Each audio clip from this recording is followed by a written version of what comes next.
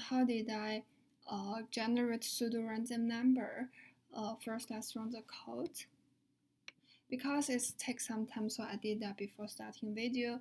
And if I generate 10 random number in range from 0 to 1 and I put them in a list, the result will be like this. How did I do this is I wrote a class called warmp pseudo-random number. In this class, I had several functions. The first one is initiate, and I had get Charlie's function, which gets pairs of characters and put them in a list. I also had a random function, which will create a pseudo-random number. And how did I produce pseudo-random number is first, I create 16 pairs of characters and put them in list. After having that, I'm gonna compare the result. I'm gonna compare two characters in each pair. If the first character greater than the second one, the result will be 1. Otherwise, it will be 0.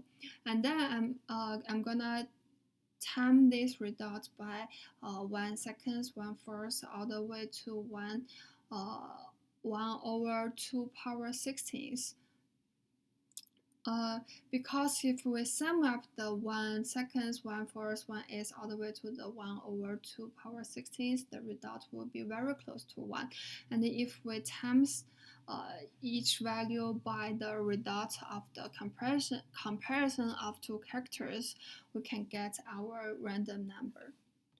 For the second question, generate 10,000 pseudo-random number, and the minimum value, maximum value, and the mean value will be like this, which makes sense because if we generate 10,000 pseudo-random number in the range from 0 to 1, the minimum value should be very close to 0 and the maximum value should be very close to 1.